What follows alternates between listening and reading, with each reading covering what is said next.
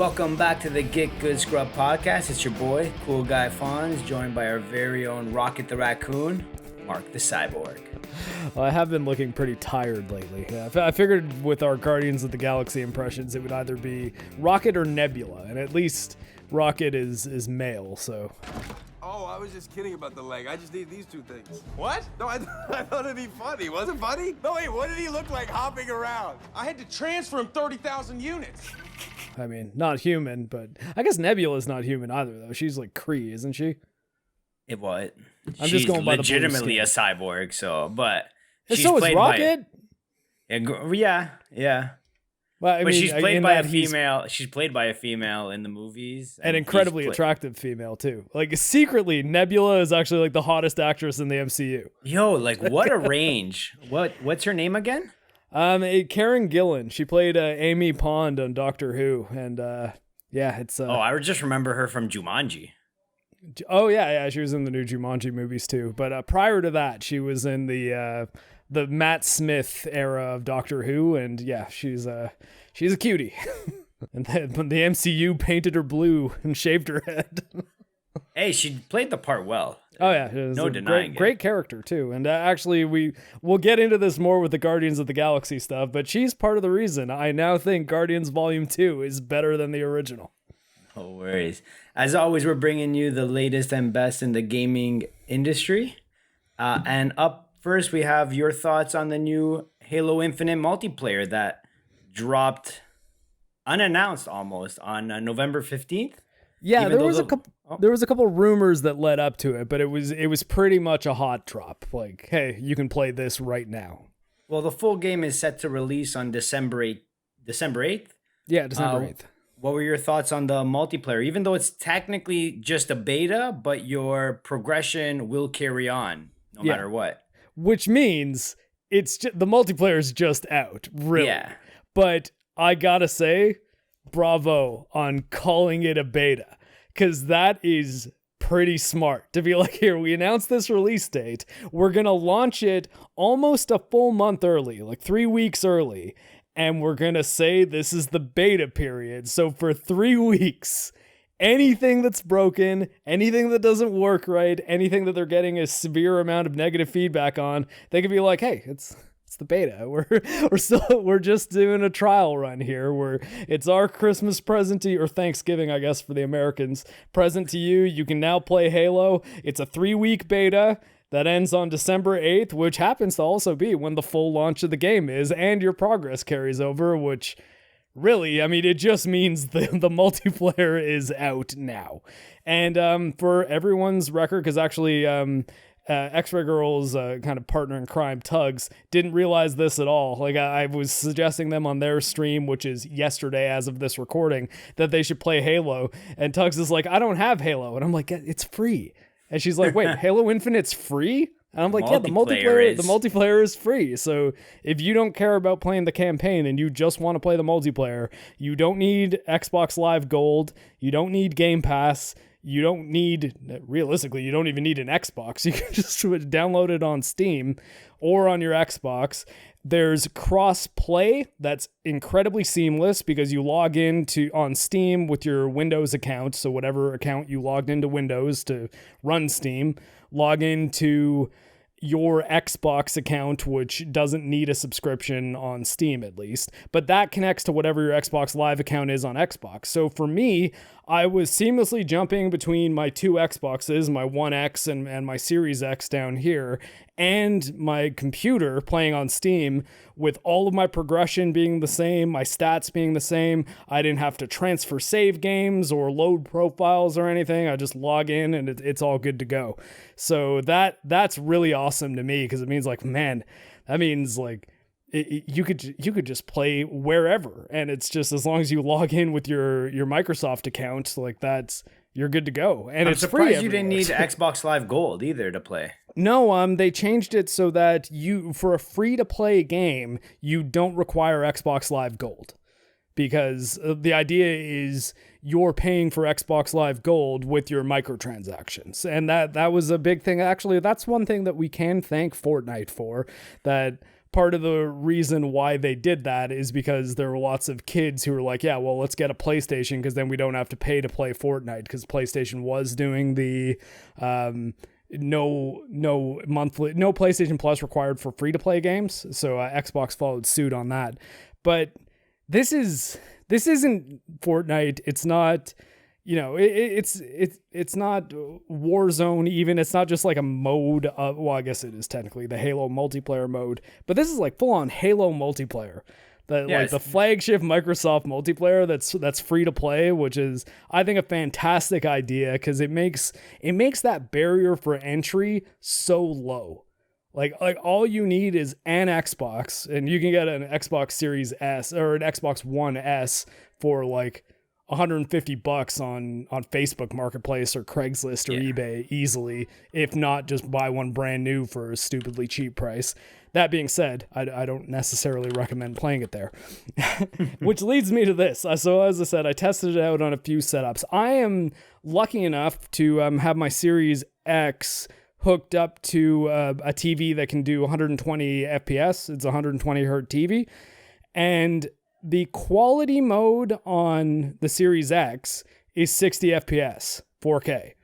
The performance mode is 120 FPS, and I think it's 1440p because it didn't seem to drop as low as to 1080p, and it still looked great. And that jump between 60 and 120 FPS playing on a controller with on a TV was surreal to me, because I'm just like, oh my God, this is so weird, because I feel like I'm getting a PC frame rate, but it's on a television and I'm playing on a console. Like that was pretty nuts. Because I haven't played a lot of high frame rate games on that TV, because even when I'm playing a PC game with a controller, I'm usually just playing something, I don't know, like an action game or something like Dark Souls or Monster Hunter, and 60 FPS is fine for those games generally. I don't tend to boost things too high above that. I only go for like 100 plus frame rates when I'm playing shooters, and there I'm playing here because of my keyboard and mouse. But yeah, no, it looks amazing on the Series X. The One X is a bit of a different story. Luckily, the One X, if you play in the performance mode, still 60 frames a second. Probably 1080p, but 60 FPS, which is pretty damn good still. Like for a brand new release game on like the previous gen console, running at 60 is pretty sweet.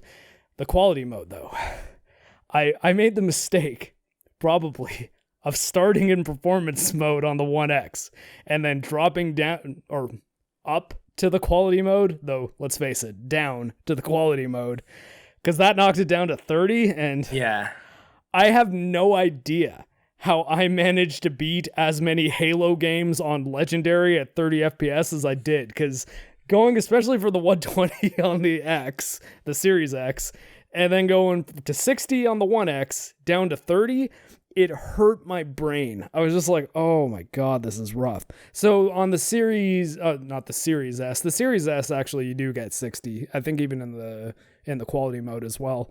On the One X, if you're playing in performance mode, you're still getting a really solid experience. If you have a One S though, it will seem like a last gen Halo game. And by last gen, actually, I mean 360 generation, because all the Halo games that were on Xbox One were running at 60 FPS, including everything on the Master Chief Collection and Halo 5.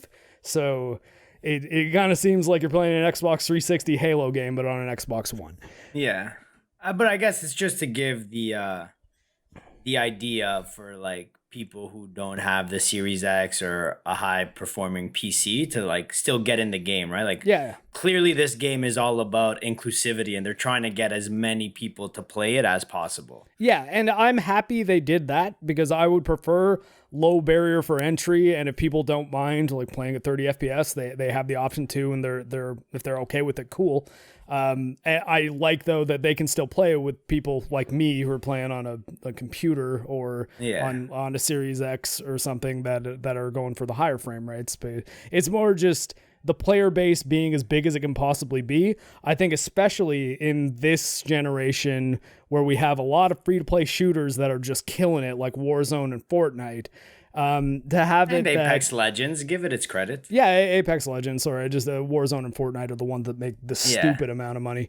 But to have it with the player base getting pulled by, say, those 3 games to only be on 2 platforms, really. I mean, there is the mobile, like the Xbox streaming, but I don't think a lot of people are going to be playing it through that.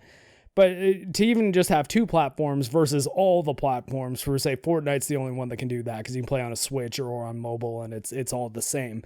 But making it so that as many people who own an Xbox platform, being Windows or Xbox, they can all play together, and it's really seamless. I think that's super cool. As far as the game itself goes, I'll link the impressions video of the beta that Fonz and I did with Uche Waneri, because it's basically the same as far as my overall impressions of it have gone. There's more maps, and I think the map design is really solid across the board. I don't really have any complaints about the offering of maps, especially considering it's a free beta.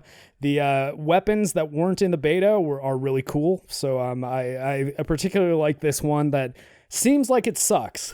Where it's it looks like a little like taser gun, and it doesn't really do a lot of damage, but it does damage over time. So it's like an assist machine, because you knock a guy's shields down or get his shields really low, and then it's doing just like light damage over time and sticking with them for a while. So then if your buddies are coming around the corner, that guy's shields are going to be down for like a pretty long time, and they can just finish off the kill. Finish it off, yeah. Yeah, and I don't know, Halo's always been the like slower paced, methodical shooter, right? Mm-hmm.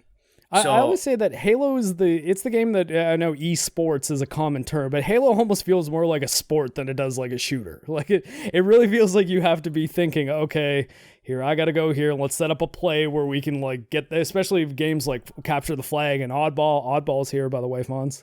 It's one of the modes that's in this Finally season. Not Griffball, but Oddball. So Oddball was awesome. Yeah, Oddball's the one it's basically like hot potato, right? Like you grab it and run around with it. It's pretty cool. But yeah, no, I'm really positive on the gameplay, the map design, the weapons, everything from a functional get on and play standpoint.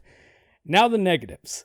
The monetization is honestly not horrendous, to be honest. As far as like how much things actually cost, it's not what I would say great prices, but it's about what industry standard is. It's about $10 for a premium skin, which I got this really kind of sweet looking one that I think it's from this thing called G2 Esports that I don't even know who they are. I just really like the color scheme. Like it's like dark armor with like a red visor and like red kind of gloves on the hand.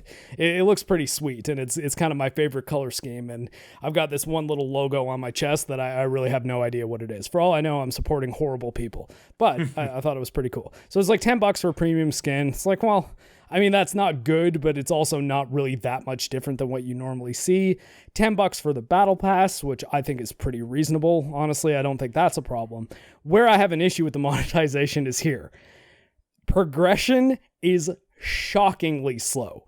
Right now, I'm level 29 because and this is the only reason I'm level 29, I used some of the currency that I bought, because I just bought a whole whack of the in-game currency because I wanted to support the Halo launch, and I used I forget what it was called, a boost, but it wasn't like double XP. It was just, it gave me a whole whack of XP, and I didn't even understand what it was going to do. It was just like an XP grant for 1,000. I think 1,000 of the currency is like another $10. So I spent $10 and went from level 2 to level 29.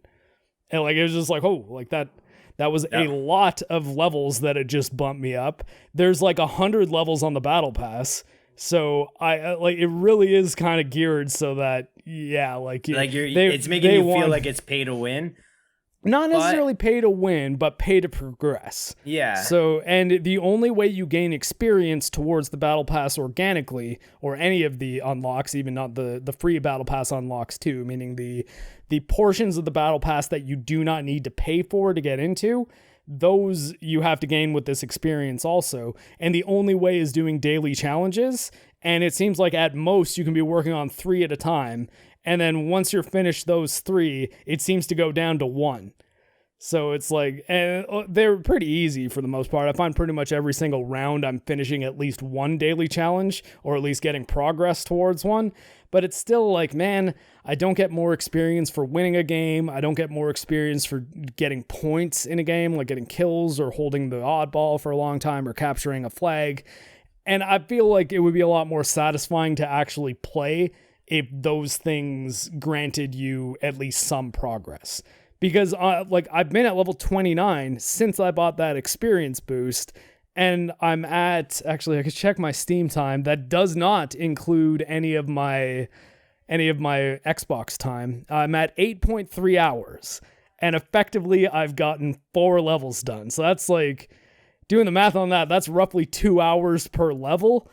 And that is a lot of time when you consider there's 100 levels per battle pass. Like that's 200 hours of battle pass. Granted, they don't expire, but that's what I was gonna say. Like, they did balance that out by allowing you to play the battle pass forever. Like, they never expire. It's not like you have to play by, and I believe this season's going to end May 22nd because they just extended it.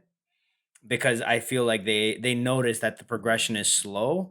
So they did extend season 1 to May 22nd, as well as it doesn't expire. So you have essentially forever to complete the battle pass. So you don't feel like you've wasted your money once it expires. And I think this is where they were smart by calling it a beta, because they can now tweak this any way they want before December 8th and be like, you know, what we did a month ago or a month or two ago was our test flight where we fixed those bugs.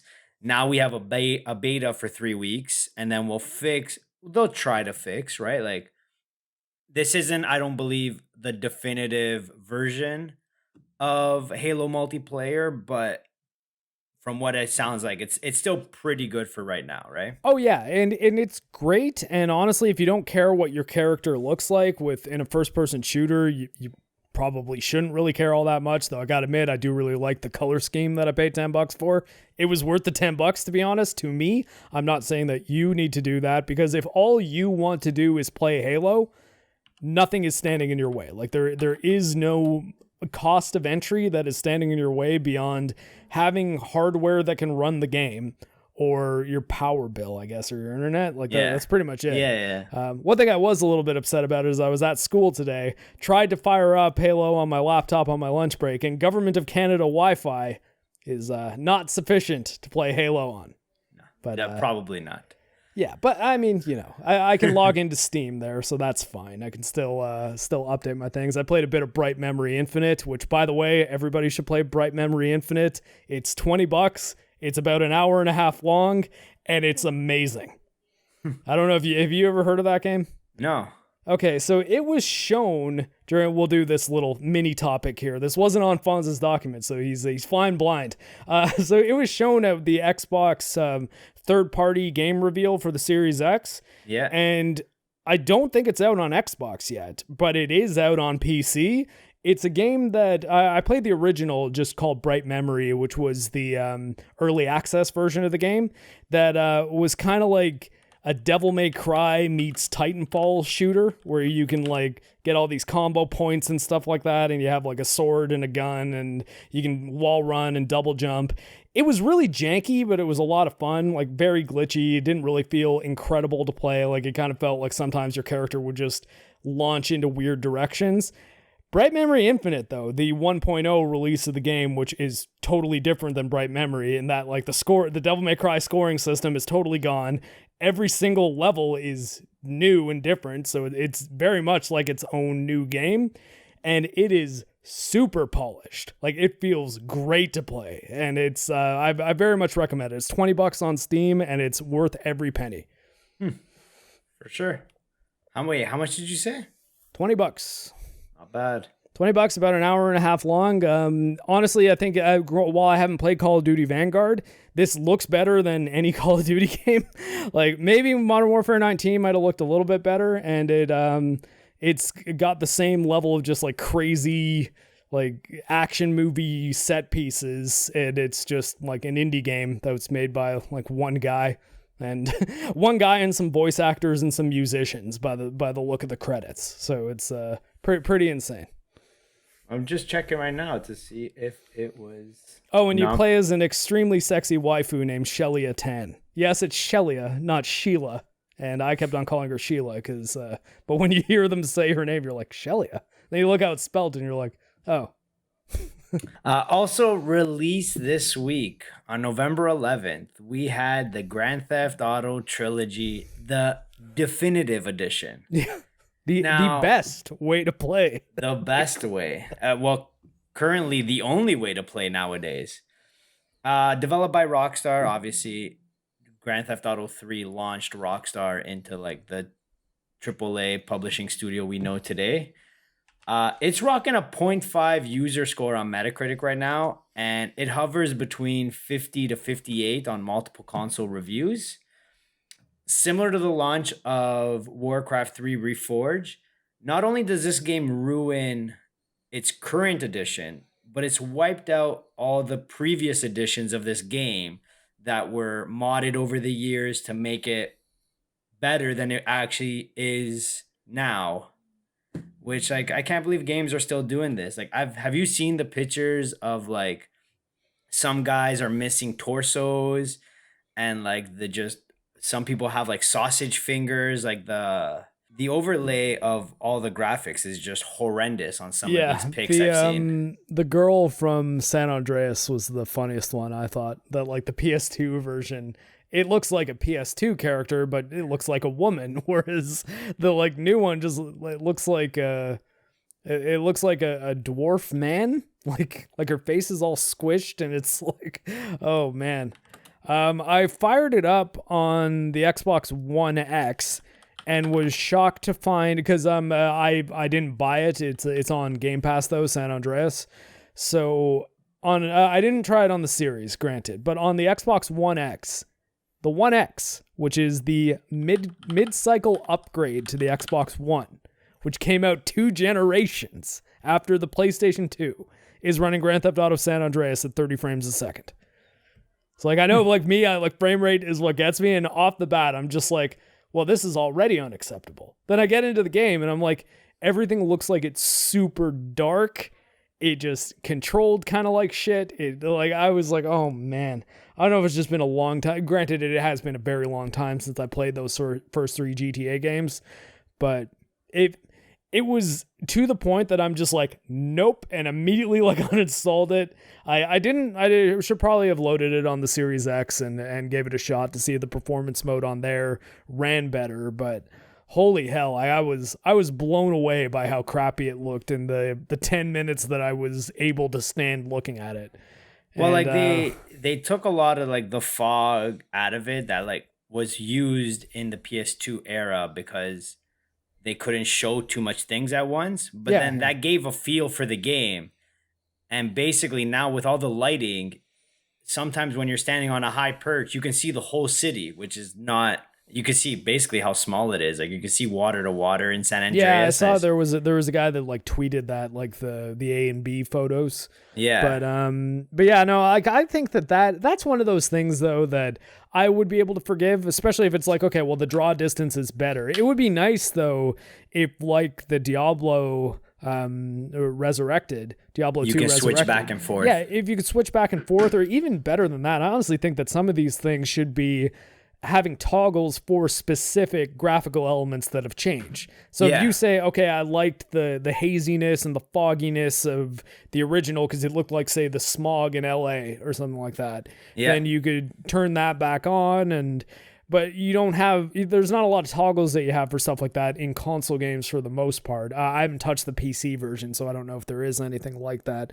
Mostly because, you know what, it's actually funny, as much as I was pissed that they put it exclusively on the Rockstar Games launcher, which like it has nothing on it that makes it worth getting that you can't just get on Steam at this point. And instead of Steam, because honestly, if it was on Steam, I probably would have bought it.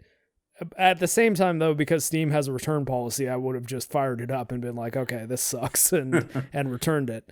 But yeah, no, I think that this is embarrassing for Rockstar, and I think that it kind of proves in a weird way that CD Projekt Red is not the only like golden child developer that can just like fire off a game before it's ready to make some Christmas money. And like, I honestly think that, I mean, granted, I get the cyberpunk shill thing constantly, so this is going to sound like it again. I think it's worse in this case because these games are 20 years old. Like, I mean, I don't think there's any excuse for not being able to make a 20-year-old game run well on modern hardware. Because, especially, have you seen the stuff with the rain? The San Andreas rain? Yeah, when it starts raining, you can't see anything. Can't see anything. The rain doesn't animate over water either. So if you're like looking at like a bay and you can see the other side of the bay, it will be raining where you are and raining on the other side of the bay, but no rain at all over the water. It's like the Truman Show. Yeah, there's all sorts of weird things like I think they had the donut factory, and it's a nut like a lug nut. Like that you would screw in a bolt with. Yeah. And because a nut is like an octagon, right? Or like most nuts that you would find in like a toolbox. It's AI upscaled. So the AI read the edges of that octagon as what should be a circle. So the nut is like perfectly circular. And that it just proves that basically they just took the mobile versions of the 3 games, ran it through an AI upscaler that's like, oh yeah, we can make this game 4K. And it's like no one checked. I've seen that with the roads too. Like, so like the paint on the roads, like the lines are all zigzag because they were AI upscaled and like they just didn't do it properly. So like on like left turns, it's just like moved over and like they're not a straight line anymore. Yeah, there's all sorts of like just graphical errors that just make it look shoddy. And when modders have spent the last 20 years making these games look amazing, to now wipe that out is just awful. Well, I mean, it's why I said like the higher fans thing kind of became a meme around the Aloy having the big chin thing. Because there was some guy that made a post that said like, yeah, no, this was made by a fan artist, and it's Aloy looking like she's wearing way too much makeup. Like, it's not really a good example of here's how you could have made her look better. But the way the reason that kind of bothered me is because the higher fans mentality is nothing but a good idea if you hire the right fans. So these guys that have spent 20 years making San Andreas mods to make the Steam version look like a relatively modern game, find them, if you're Rockstar, and say, hey, we've been raking in $5 million an hour with Grand Theft Auto Online for the last 7 years.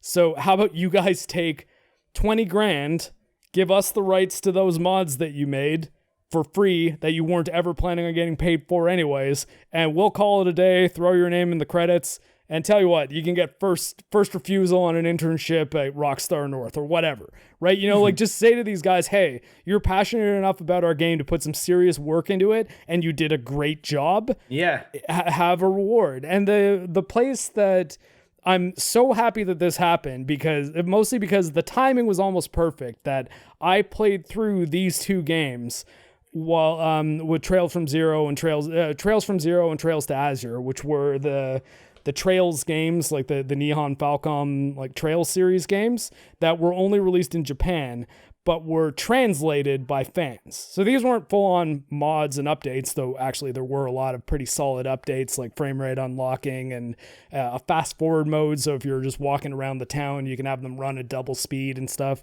But most importantly is they translated them from Japanese to English. NIS America, who currently owns the rights to the Trails games and has been importing the newest ones, hired the Geofront, which is the company that did the translations, and they're now officially the translators for the versions that are coming out in November. And actually, I wonder if Trails from Zero is out yet, or it might be next year that the first one's coming out. But anyways, my point is the guys from the Geofront weren't planning on getting paid. They were just guys who really liked the Trails games and they could speak Japanese, or at least some of them could. And they took the 2 that were only released in Japan and translated them. The people who own the rights to it were like, oh, hey, look, someone already translated these for in English for Western release in like North America and the UK. Let's just give them money and call it a day. I see this as an absolute win. Exactly. It's an absolute win situation. Man. But yeah, no, Rockstar. You guys have way too much money to be making mistakes like this. Yeah, they definitely should have done better. And now moving on to games that did do better. Let's talk about the Game Awards, taking place December 9th at the Microsoft Theater. Last year, over 83 million people watched the live stream of the Game Awards, which is unreal. 8.8 million concurrent viewers at its peak. And your favorite 8.3?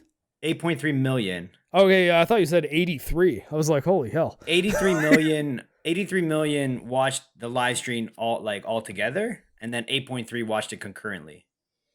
Oh, you mean it has 83 million views? Yeah. But it was 8.3 million concurrent viewers while it was airing. Got it. Okay. It was just with them both being 83. It's like it's kind of crazy, but that's what I searched up. Your favorite game, Last of Us 2, won Game of the Year last year. Gotta hit and it won another 5 awards. But this year, and for contention of Game of the Year, we have Deathloop, It Takes Two, Metroid Dread, Psychonauts 2, Ratchet and Clank Rift Apart, and Resident Evil Village. I don't think Resident Evil Village deserves to be there. It was fun. It's got a lot of problems, though. Honestly, I think Resident Evil 7's a better game. And I don't think that thing was like lighting up the Game Awards ever. But I mean, honestly, the Game Awards they're sort of a joke. Granted, they succeeded in one respect. They nominated Metroid Dread, and I hope it wins because it's honestly the only thing up there that I think legitimately deserves to be there. Maybe Deathloop, but Deathloop has so many technical issues that even though I like Deathloop a lot, I kind of have trouble being like, yeah, Game of the Year. It's like, no, it was good, it was clever, it was a nice immersive sim, and it was unique. But Game of the Year, It Takes Two, interesting because there's a lot about It Takes Two that is very creative, very interesting, and it's honestly probably one of the best co-op games ever made. It's a little weird, though, that you can't play it single player. And so, I mean, it's very, very geared around you being like on a couch with the person playing it. X-Ray Girl and I have played through most of it together, and we've streamed it. I do recommend that you play it with your wife, Fonz, and all the other dudes out there, play it with your wives. All the other dudes out there, play it with your husbands. Yes, we're inclusive here. And, chicks, play it with your dudes and your chicks. Chicks, dudes, husbands, humans playing wives, with humans. Everybody. Humans playing with humans. That's what we're talking about. That being said, Game of the Year. Maybe it's just because I'm like, it's a cute game. It's fun and it's creative, but I don't know that I'd be like, man, It Takes Two. That was one of the best games I've ever played. At the same time, it was one of the best co-op games I've ever played. So I'll allow it. Ratchet and Clank. Even hardcore Ratchet and Clank fans that I know, they're like, yeah, the Ratchet and Clank remake from 2016 is better. So I didn't play it. For all I know, it's great. But I know a lot of people who are big fans of the series that are like, yeah, the one that was a remake of a PS2 game that came out on PS4 was better than the PS5 exclusive one. I think this might be a case of they're like, oh, what else do we nominate? Well, I don't know. Ratchet and Clank was a pretty big release. Honestly, I'm pissed off that they didn't want to throw Sony a bone for their exclusives. Like Returnal, I thought was a pretty awesome game, and I think that it's more unique as far as the Sony first party offerings go.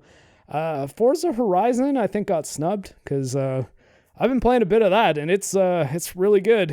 It's blowing up the charts too, as far as like reviews go. Like, isn't its Metacritic in like the 90s? Not that I think Metacritic is a fantastic bar for quality all the time, but I really don't think the time I've spent with Forza Horizon 5, I honestly don't see anything to complain about with it at all. It's 92 on Metacritic. Yeah, and it deserves it. I think Flight Simulator's got stupidly high review scores too. It's not really my kind of game, but it sort of seemed like Microsoft got snubbed here, which is funny because it's at the Microsoft Theater. Too. Yeah. So it's like, wow, you guys kind of like went out of your way to not nominate the two Microsoft ones that were kind of blowing up the charts. And to be fair, if I read it properly, Microsoft / Bethesda do have the most nominations with 20. Oh, and really? Sony comes in with 11. Yeah, I guess, I mean, technically Deathloop is a Microsoft game, even though it's a PS5 exclusive, but I played it on PC, so... Like, I've never played Psychonauts and Resident Evil. Oh, yeah, Psychonauts, I guess, is Microsoft also. Or Ratchet and Clank. I did play the 2016 version, and it is really good. Wait, you didn't play Resident Evil 8? No. Huh, that's strange. I think of you as a pretty big Resident Evil fan. I am, but, I do have a lot of games on the docket, and yeah, it's true. newer games keep taking over. Like, honestly, just looking at this list, I don't think it deserves it either. We'll discuss it later, but Guardians of the Galaxy seems like it's a better game than at least one of these games that is up here. I would say probably yes, especially if you're going with Ratchet and Clank being, it's really good because it's like a Pixar cartoon that like you can play through. And I think Psychonauts is kind of the same deal, at least from the reception that I've heard. It's like in both of those, what I've heard from people, again, who like those games, I'm not saying this is my personal opinion because I've not played either of them, is that they are games that have serviceable gameplay, but are really good experiences because of their writing and their art direction and their character animation and all that stuff. And Guardians of the Galaxy is, we'll get to it, but it's basically that. It's a game with serviceable gameplay that is elevated because of its visual presentation and its writing and performances.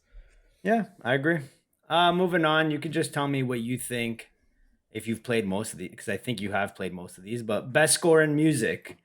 Nominations include Cyberpunk 2077, Deathloop, Nier Replicant, Marvel's Guardians of the Galaxy, and The Artful Escape. Never heard of The Artful Escape. See, that's the thing. With Guardians of the Galaxy, are we including the licensed tracks? Because I'll tell you why I would for Cyberpunk. And again, this is going to be me Cyberpunk shilling again.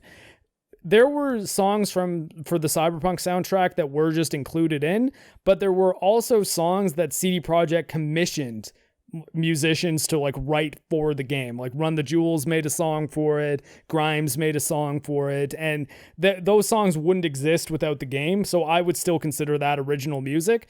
Guardians of the Galaxy, it has the Star-Lord songs. Like there's a band called Star-Lord in the Guardians of the Galaxy game, and they use that as the implication that that's where Star-Lord's name came from. But other than that, it's like all sorts of like early 80s, late 70s hits, the way you would expect. But I almost think that it's almost like saying giving best music to a Tony Hawk game. It's like, well, yeah, but they picked a lot of good songs. But still, like they did pick a lot of the good songs. Like they pick songs that perfectly match the game you're playing. I think that first of all, just so I'm clear, like I'm not talking about Guardians of the Galaxy did that. I'm just saying in general when you're but best the score, categories, I think it should be two different categories though. It should be best original score or best original music and then best licensed music. Like the Oscar does it. Do they do it that way? I'm pretty sure they do best original and best score. It's two different things. Oh, really? I thought they had. Oh, because they have best song and then best original score, I think. Yeah, okay. But yeah, I think they should be doing it like that because it's sort of not fair to put actually, no, not Hooked on a Feeling. That's like the first Guardians of the Galaxy song that pops into my head. It's not really fair to put I don't know, a Flock of Seagulls, I Ran up against the score from Nier Replicant. Like it's you'd be like, which one of these is better? It's be like, well, the Nier Replicant score was never a chart-topping hit. It's like, yeah, well, but they wrote the music for the game. If you had to guess, who do you think is going to win? What are the nominees again? Cyberpunk, Deathloop, Nier Replicant, Marvel's Guardians of the Galaxy, and The Artful Escape.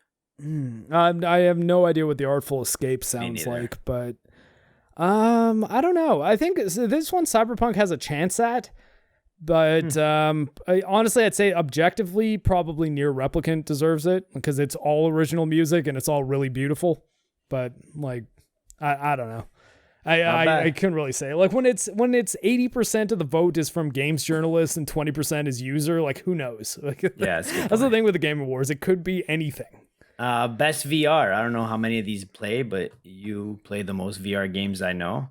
Hitman 3, I Expect You to Die 2, Lone Echo 2, Sniper Elite VR, and Resident Evil 4. I've not played a single one of those. Horrible. Because actually, Resident Evil 4, I think, is only on the Oculus Quest. I don't even think you can get it on the Rift. I actually have no idea what the difference is. The Quest is the standalone The Facebook version one? Okay. Well, they're all Facebook now because Facebook owns Oculus. But I think Quest is the first one that Facebook commissioned. The rest they just bought because they bought the company. Well, I mean, yeah, I guess 6 of one, half dozen of the other. Like, I mean, they made an original Quest because it's the Quest 2 that's out. So, okay. Like, the Quest was their one that was standalone. Like, you don't need to hook it up to a computer, but you can. I'm gonna go with Resident Evil 4, because although they did, did some. Did you hear about the sort of social justice-y editing they did for Resident Evil 4? No. Okay, it's the stupidest thing in the world. What they did was edited out the parts at the beginning of the game where Leon is flirting with Huntington. Oh my god! Because it's like, wait, who gives a shit? Like, Leon's a cool dude.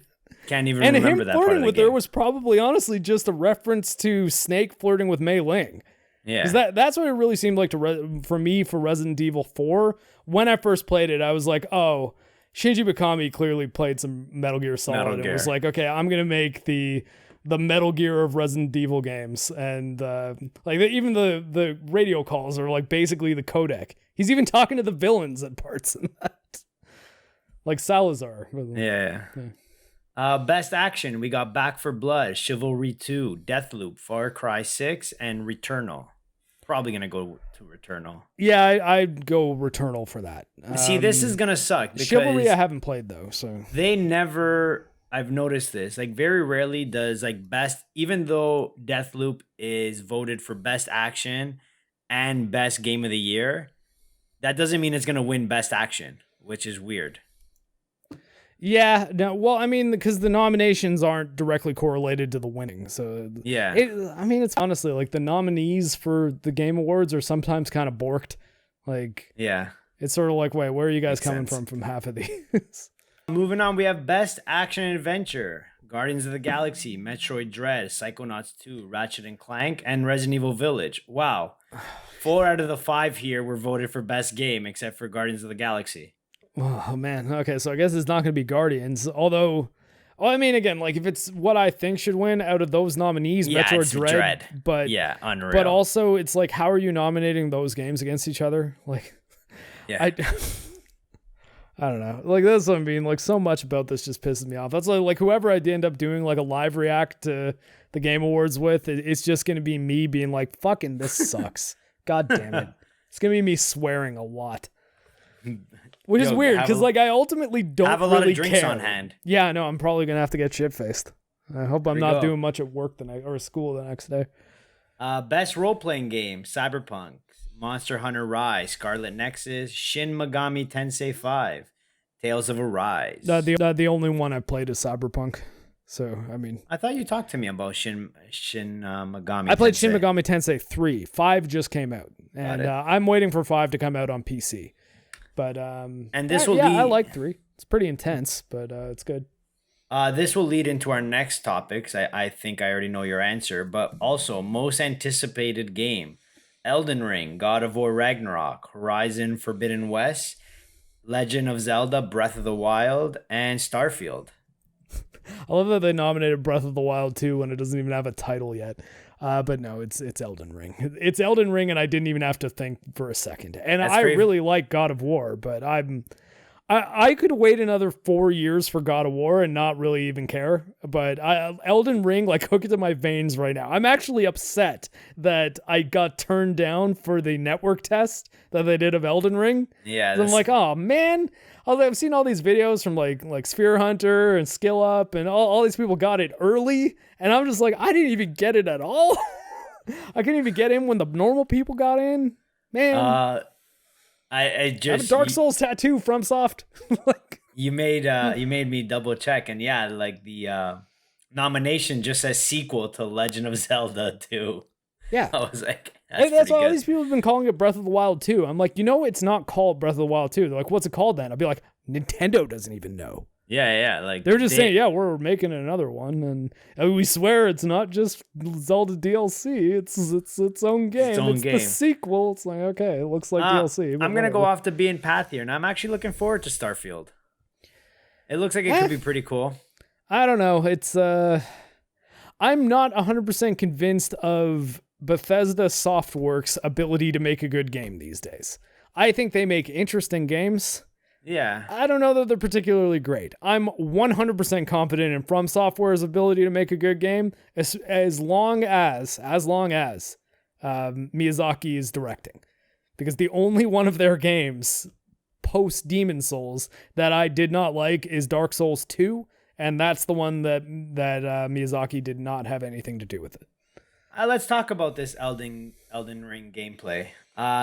Elden Ring is releasing on February 22nd, even though it's been delayed, I believe, at least twice now that I know of. Probably only once. Okay. Once by 3 weeks, because it was originally supposed to come out in January. I know this because my military course that I'm on, this medical course that I'm doing, ends on February 10th. And the original release date for Elden Ring was like 2 weeks before the end of my course. And that's my field phase. So I'm like, man, I'm going to be in the field while Elden Ring's out. And there's going to be all these people playing it. And I'm just going to be shivering in the cold Canadian winter, holding a rifle, just thinking, I want to get home to my puppies and Elden Ring. And X-Ray Girl. I was going to say, man, wow. No. Yeah, for the record, I intentionally leave her for last because it's funny. She's the only one I wear a ring for. This is the latest Souls-like or Soulsborne game from developer that created the genre, From Software. Mm-hmm. And it's more than just an open world Dark Souls game. Like, this is the impressions that I got. Even though the enemies reset when you die, just like Souls, you have a health bar, stamina bar, and mana bar, except now they've named it Faith. They have bonfire. Instead of bonfires, they have a Site of Grace, and you have your unique character builds and classes. But where we differ here is obviously the open world. There's roaming bosses, so like you could just run into one by accident. It's not like you were searching for it or heading for it. They have multiple different dungeons, like some are just a few rooms, some are full-on castles. And they do give you objectives, but they mean nothing. Like, the main point of the game is to explore your surroundings and see what happens. But what did you notice from this? So that's kind of interesting because while a lot of those elements do kind of separate it from Dark Souls, that's all, aside from the ability to have a mount, like a horse, or it almost looks kind of like an elk.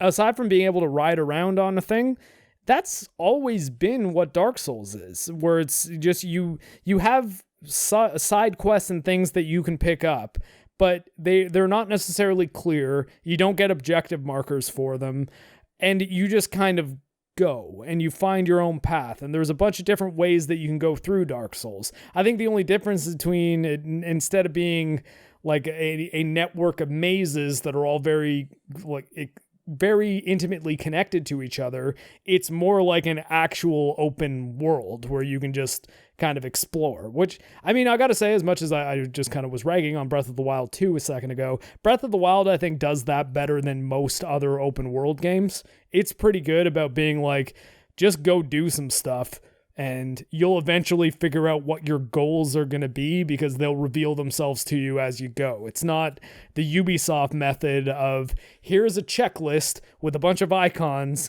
If your obsessive compulsive disorder can make it so that you have to clear all these icons, guess what? This is a 150-hour game for you. For other people, they might be like, okay, 1, 2, 3, 5. There's 6 main quests, so let's do those and finish the game.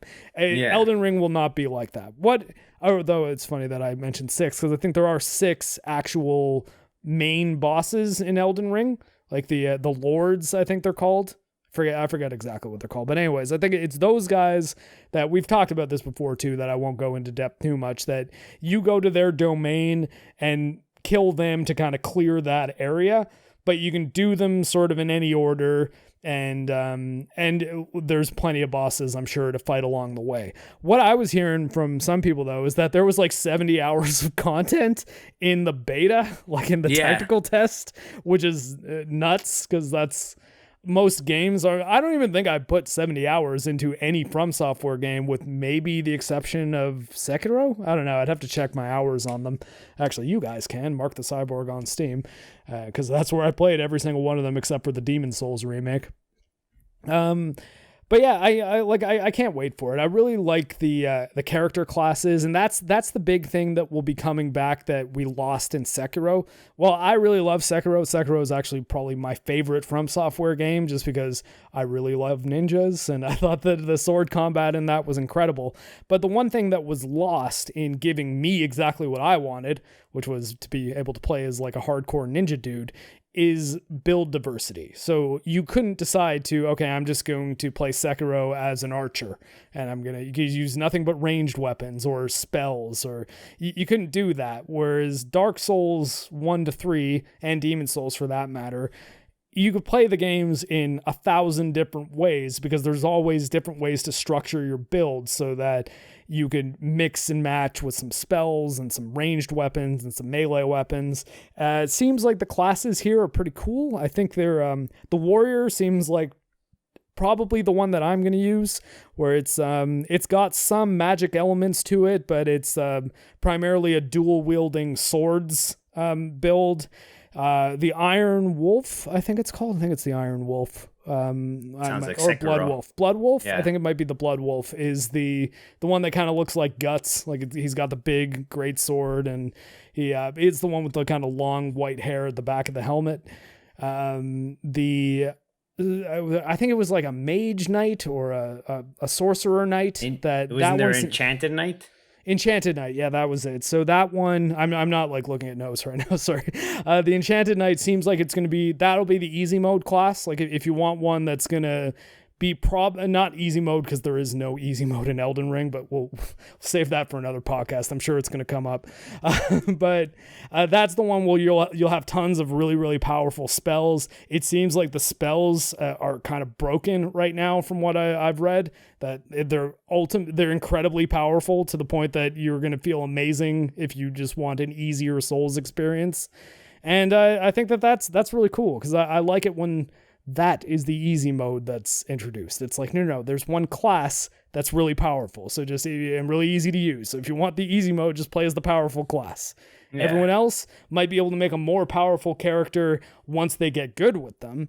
But for example, I think the Blood Wolf doesn't have like any spells or ranged attacks at all. So you got to get like really good with closing the distance and getting into melee range. But and then there's a couple other sort of faith-based classes that I think are sort of more mage-based, but one of them seemed like it was pretty good with melee as well. I'm very excited for it, clearly, but you guys can see. Any of the footage you're seeing here, though, won't be mine, because, again, I didn't get into the beta, so I'm going to have to wait till February to play.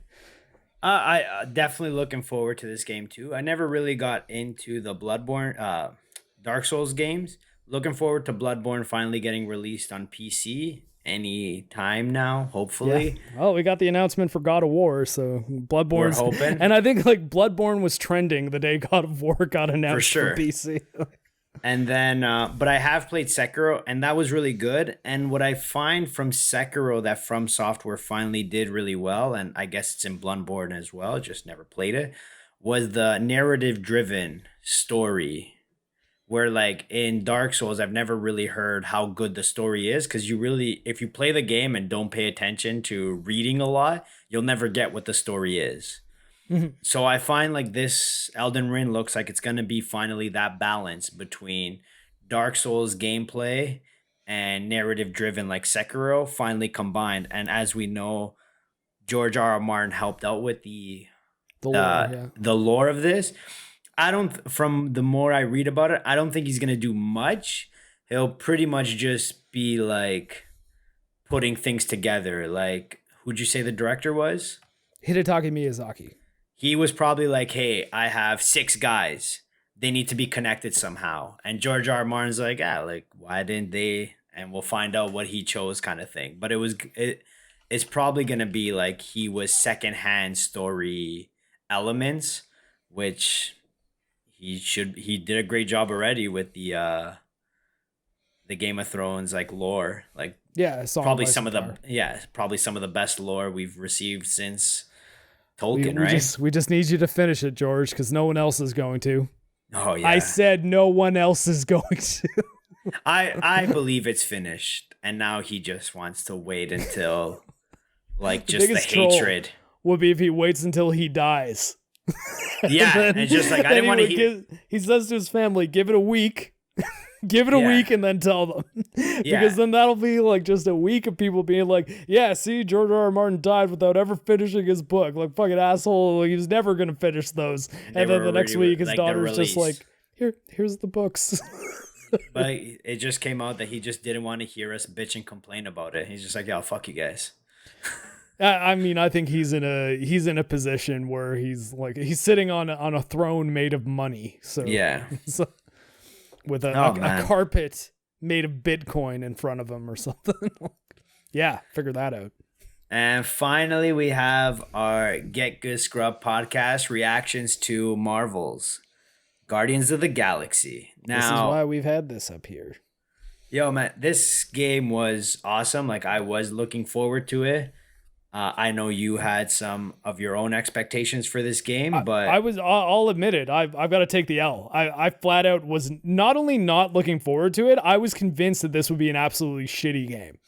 But I think like Marvel's Avengers did not help with this. Oh, not at all. Like that was a disastrous launch and just a horrible game.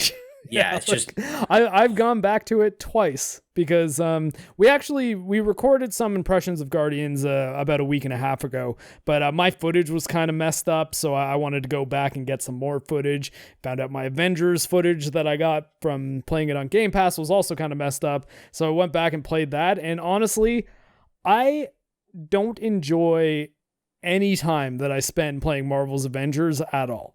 I don't think anyone does. It's one of the, well, I mean, at the very least, Lethal Lightning and Eric July do. Like they're the only two people I know that like the game. I think they understand that it has issues, but they think it's fun to play. I don't get the fun to play part. I think it's flat out bad.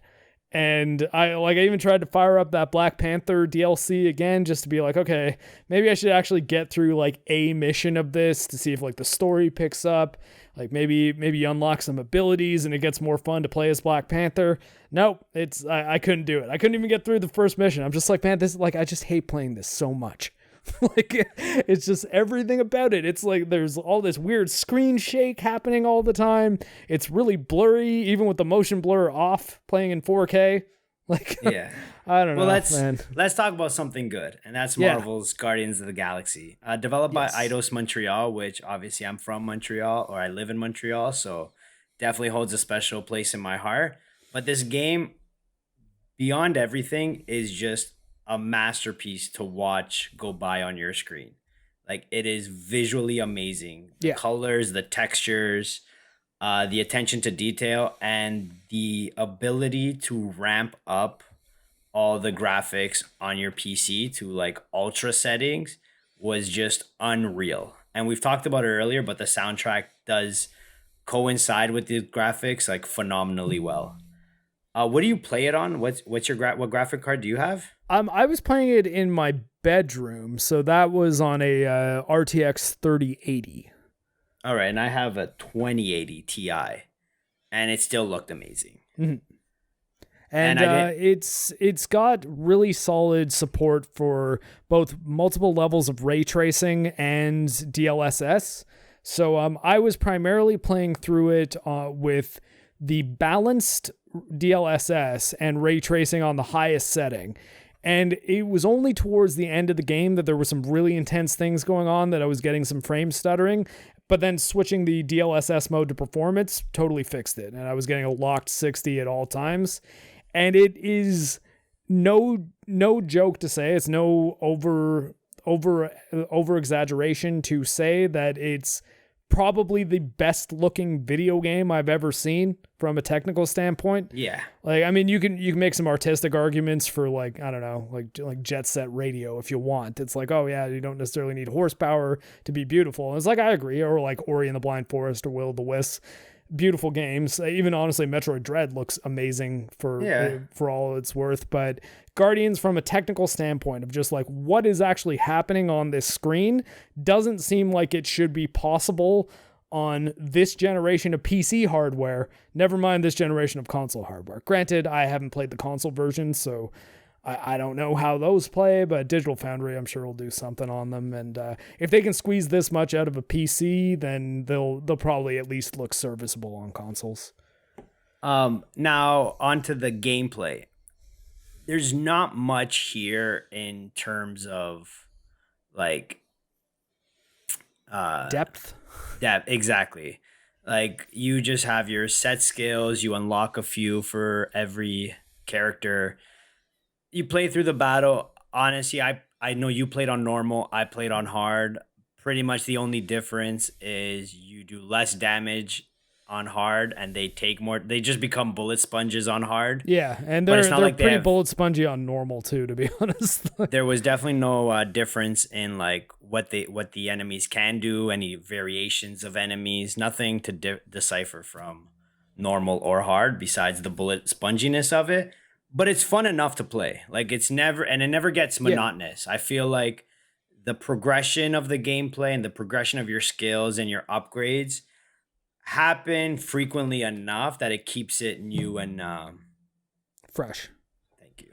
And it's always satisfying to even just watch what's going on during the battles. Like, it kind of goes back to the audio visual experience of playing the game is really impressive during the combat, because you feel like you can do some really crazy stuff moving around as Star-Lord. You've got like a boost that you can use in the air or on the ground, and you've got a double jump, and I played it with a controller, which I know, the PC Master Race guy playing with a controller. It's again also why I played it in my bedroom, because it's hard to play mouse and keyboard with it on your stomach. But it's got like lock targeting, so you just kind of hold the left trigger to lock on to whatever enemy's closest to you, then just hold down the fire button until your guns overheat, time an active reload, and keep doing that while circle strafing and jumping around and doing all sorts of stuff like that, while waiting out your cooldown timers on the Guardians, at which point you press the left bumper button and then one face button for each Guardian, and you just give them commands, and that's really how you do the most damage, which is calling in your teammates. Something I like. It was a good mix of Final Fantasy 15 and Mass Effect. Mass Effect, yeah. Except Mass Effect, I felt like you had more control of where your character, you could send your partners or your team to more specific places. You can't do that. Like, if you're not calling their... Mass Effect is a cover shooter, though, and that's kind of the difference, because in Guardians of the Galaxy, you're running and gunning constantly. You can't really even find cover in any, like, all the arenas are like a little box. Whenever sometimes they do have levels, cover. They do have cover, but it can explode in front of you, so it's pretty stupid it's kind of behind it. And the enemies move really fast too, so I found that taking cover was never really a good idea. You're better off just kind of running around. And but yeah, it was fun to play and looked incredible. And that can get you pretty far, even if you're not a game that has what I would call like spectacular gameplay, like a lot of depth or really intense challenge that's well thought out. Like Metroid Dread is what I'd give as an example of a game where the combat in that game gives you all the tools you need to exceed, but it doesn't hand you victory ever. The simplest enemy can be a huge problem if you're not really paying attention or understanding the mechanics in that game. If you don't understand the mechanics in Guardians of the Galaxy, you can still probably do all right. Or like throw it down to easy mode and you'll be fine. No, you can button mash your way through Guardians of the Galaxy. Just you wouldn't be efficient with it. Like there are combos with your teammates that could clear rooms of enemies easily.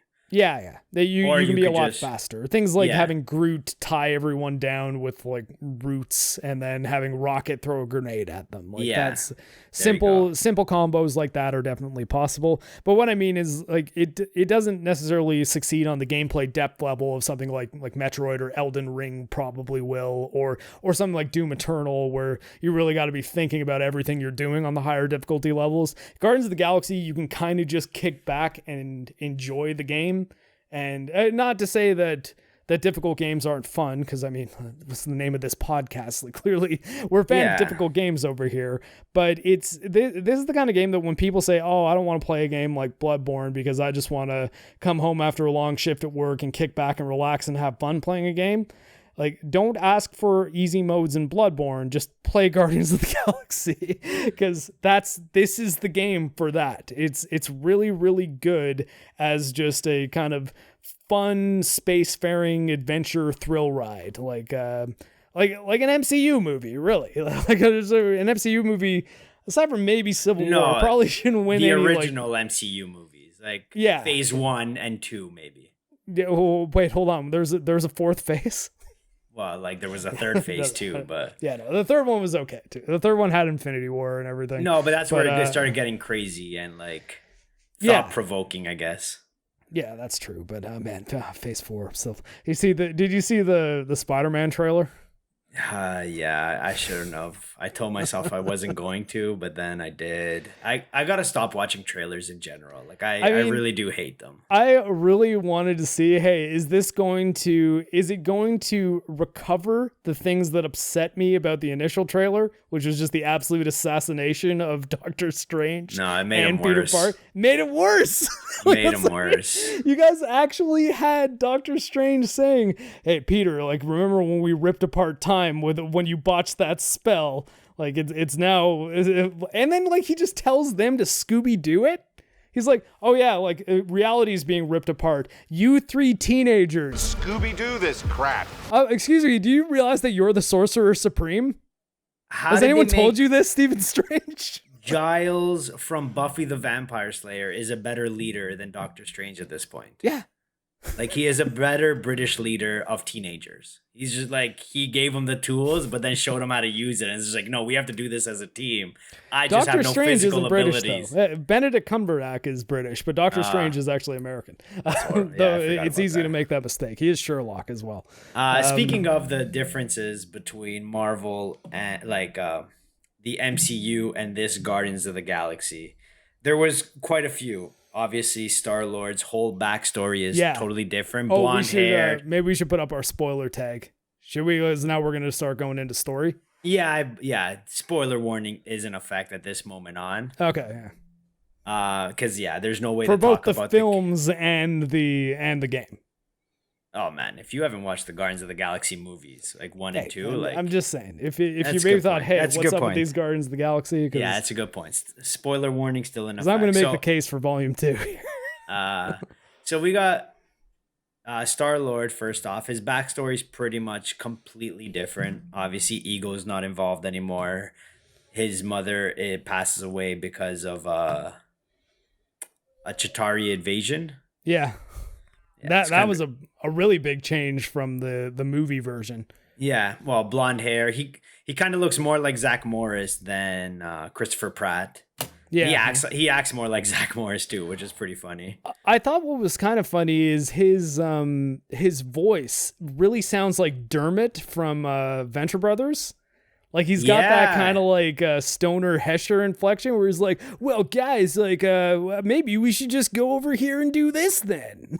That's and pretty good. It was kind of bothering me at first, but I think it becomes charming because this game is actually quite well written. Like most characters are very well done for the most part, and aside from Rocket, Drax and Groot were pretty much beat for beat who they are in the MCU. Like I disagree with Drax. Really? I feel they even pulled a couple lines from the MCU, which I think actually was a Thor line. Did you hear it? That's a made-up word. Who was made up? But that's more because they tried to make Thor the comedic relief too. But I find like his literary terms in this one is much better done than it is in the MCU.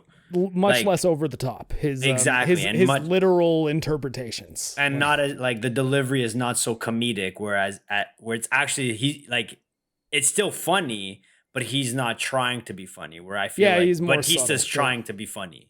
They're playing it straight, whereas it's pretty clear in the Guardians movies that Dave Bautista is playing it as a comedic role. Exactly. But, whoever the actor is that's playing Drax in this is it's just better written. Going a bit more straight. You're right. I think it's probably just the writing. But especially Groot just says I'm Groot. Shocking, it's the same. But Rocket I find sounds almost exactly like it could have been Bradley Cooper voicing him for all I know. Like I actually probably should have paid attention to who was doing the voices, but Star-Lord doesn't sound anything like Chris Pratt, and Gamora is pretty way better. Yeah. I like her in this game rather than the MCU. I like their whole dynamic more in this than in the MCU as well. Like they took out the romantic interest between Star-Lord and Gamora, which they might be doing that in the MCU. We'll see with what happens with Guardians of the Galaxy 3, because it's technically a new Gamora. But this Gamora is clearly more on the assassin side of things, and she's trying to repent for all the bad things she's done. She feels bad for all the things she's done. Drax and other people like condemn her for the things she's done. Yeah. And like the tension between her and Drax is actually really cool. I thought that was a neat thing, and then seeing it resolve over the course of the game is pretty satisfying too. And that's it. Like again, like their whole dynamic as a team is much better. We also discussed that like maybe it's better that they didn't do a backstory on all of them. You kind of just get dropped into their story as a team, but like they reference things that's happened to them in the past. And the problem I have with this is you don't know what you're supposed to remember from the MCU version, because there's pieces missing in the game version that you feel like you can just supplement with the MCU version, but you don't know if that's true. But there's so much dissonance between those two, and neither of us really have any experience with the Guardians of the Galaxy comics. I've never read a single Guardians comic. I couldn't tell you anything about the source material. So if anyone's in the comments right now saying, "Well, if you guys read the comic, you would know." Yeah, we didn't. That's so. But at the same time, we did play this video game and we did see the movies. And the thing about adaptations is successful ones should be clear to people who have not read the source material or viewed the source material. If it's like a game based on a movie, for example, like they shouldn't say, "Oh, well, if you want to know the story for the game, you got to watch the movie." It's like, well, but like that's where Final Fantasy 15 went wrong too. huge spoiler warning. I didn't know this, that the final boss was like an actual character in the comics. I had to go back and find that out. I was like, wow. Magnus. Well, that I did know, because I am aware of that character, because he kind of plays into the Infinity Saga in the books. Exactly. But Adam Warlock plays a pretty big part in this game, and he's actually already been cast in Guardians of the Galaxy 3, and they kind of reference him at the end in Guardians of the Galaxy 2, yeah. But I'm capable of destroying the Guardians of the Galaxy. I think I shall call him Adam. And I like the actor who plays him. It's the guy from the one with Jennifer Aniston and Jason Sudeikis. The "you guys are getting paid" thing, like that guy. But he was also in that the Black Mirror interactive one, where Bandersnatch, I think it's called, or something like that. Oh, really? The Netflix. Yeah, Bandersnatch is. Yeah. He's the guy who like kills himself in it, like the game developer. Yeah. That's the dude that's playing Adam Warlock. And it was actually that role that I was like, oh shit, not only is this guy English and not American, but he's not just goofy comedy guy. Like he's actually pretty good dramatic actor. Like, holy hell. But so Adam Warlock's role in it was pretty cool. The story revolves almost entirely around this entity that essentially gives people what they've always wanted, but in the form of like visions. And they're really just become slaves to this like hive mind entity. And the story was kind of that Adam Warlock was the original host, And because he was powerful enough, he was able to separate himself from it and then trap it in the Soul Stone. So like the Infinity Stone, the Soul Stone is in this game. And Rocket and Star-Lord find the Soul Stone and just kind of drop it. And then it releases this entity that then starts basically taking over the entire galaxy, including this Kree girl who it's kind of implied for a good chunk of the story that is Peter Quill's daughter that he had with this Nova Corps officer. So there's some cool kind of like family drama happening there, and you see Peter Quill kind of like struggling with the possibility that he might have an illegitimate daughter that's like 12 and possessed by this basically space demon. So that there's some stuff going on in this movie. This game. It's a really well done like story. I feel like it kind of lags on at some points, just to make it longer, just for the sake of it. But it is what it is. Like you wanted people to get their money's worth, which first I feel like you do get your money's worth with this game and the story and everything in between. It took me about 18 hours to finish it on normal mode, first playthrough. So I think even if a full price game isn't what you think would be worthwhile for a game like this, honestly, I think when it's down to like $40, like go for it. Like I think if you want another Guardians of the Galaxy movie that you can play, this is pretty much the best one you're gonna get for at least a few years.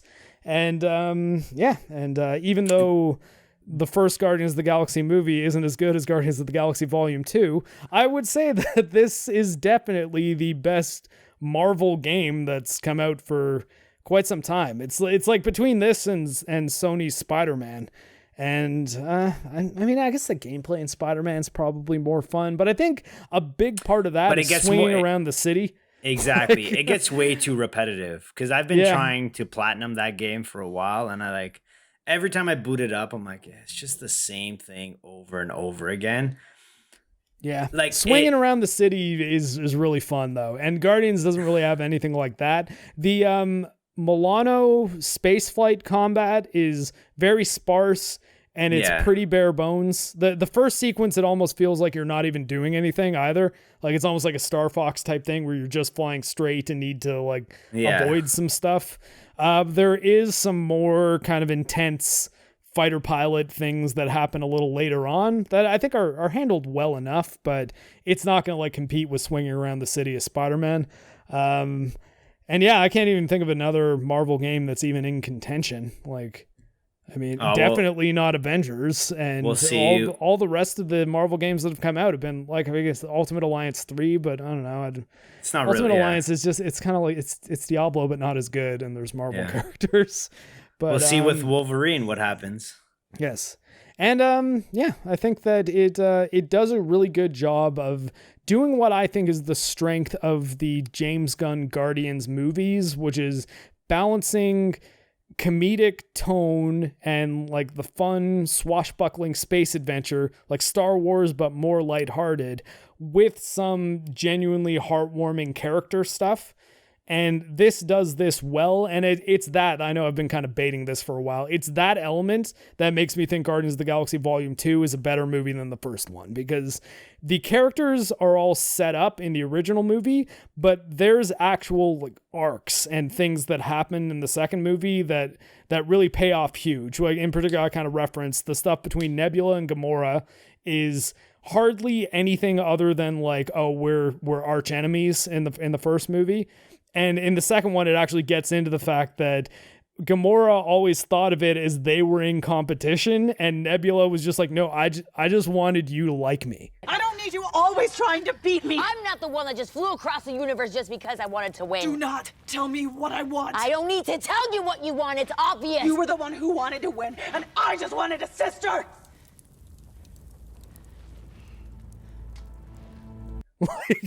You were the one that always thought we were in competition with each other, but I felt like I always had to be able to beat you because it was the only time that you would show me any respect. That stuff was cool. The stuff with not only Yondu's death, which is why I said spoiler alert for Guardians of the Galaxy, but the stuff between Yondu and Rocket is amazing. There's a scene kind of towards the second third of the movie, the end of it, where Rocket basically says like, yeah, like Yondu, like you don't know me, and then he's like, I know everything about you. I know you play like you're the meanest and the hardest, but actually you're the most scared of all. Shut up! I know you steal batteries you don't need, and you push away anyone who's willing to put up with you, because just a little bit of love reminds you how big and empty that hole inside you actually is. I said shut up! I know them scientists what made you never gave a rat's ass about you. I'm serious, dude! Just like my own damn parents who sold me, their own little baby, into slavery. I know who you are, boy, because you're me.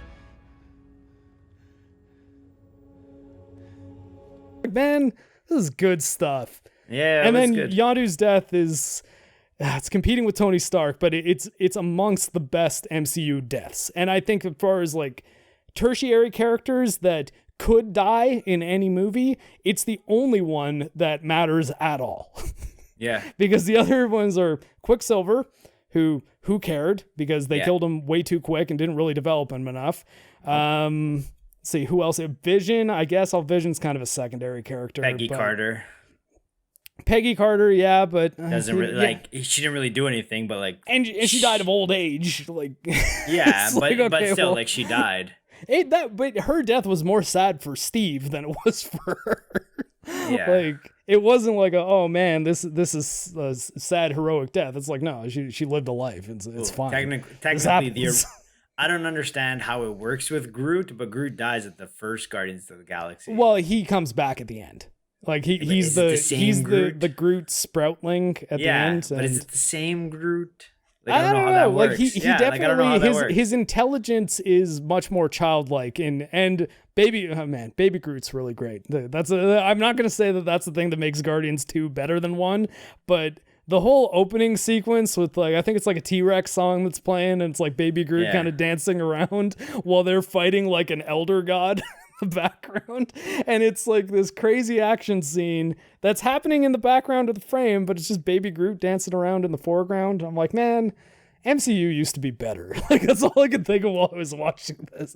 I was like, this was often regarded as one of the bad MCU movies, and I was watching it last week and just like, I don't see it. I don't know how people thought this was bad. This is way better than anything I've seen from the MCU since like probably Infinity War. Like, I mean, I think it's weird to say Guardians of the Galaxy Volume 2 is better than Endgame because Endgame's just got so much Endgame has 10 years of payoffs, yeah. Yeah, but it's also, like, I think but on its own, it's not a strong story. Yeah, I know, that's what I mean. It's like, I think there's way more interesting character beats happening in Guardians 2 than there is in Endgame. I know it's not really a one-to-one comparison, but, and again, like, without the Tony Stark, I Am Iron Man, snap death, like, I don't know. I think you pretty much easily say that that Yondu's death is the top one in the MCU. Yeah, Loki. No, not even close. Because Loki's back. This is the thing. Like they don't stick the landing on any of their deaths. Yondu's probably not coming back. Yeah, I guess. Yeah. I'm trying to think who else will never come back. And man, like he's like giving Star-Lord the only flight suit or spacesuit when they're going into the thing, and then he's like, "What are you doing?" And then like he looks down at Ego. He's like, "He may have been your father, boy, but he wasn't your daddy." I'm sorry I didn't do none of it right. I'm damn lucky you, my boy. What?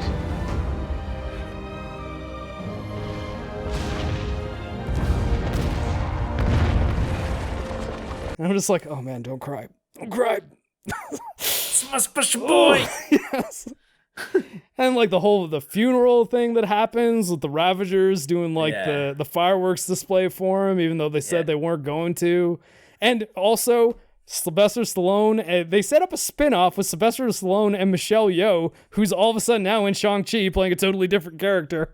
But I was like, holy shit, Michelle Yeoh's in this. That's hilarious. And I was like, I want to see her and Sylvester Stallone in a Guardians spin-off playing Ravagers. Like, what are you doing, Marvel? Yeah. What if? Oh my God. But put me in charge of Nintendo and Disney for 6 months. Triple your profits. It's going to be totally different things I'm doing, though. With Nintendo, I'm just going to be like, you guys keep doing what you're doing. I'm just going to make all your stuff more available. That's it. Keep on pumping out the products. You're fine. With Marvel, I'm just going to be like, here, you got to stop making stuff for a good long time. Yo, take like a 5-year break and just like get people to like want you to come new back. Shit is what you need to do. Yeah, they just take should a break from Marvel. Give some people time to want it a little bit more, and then come back strong when you have rock solid scripts.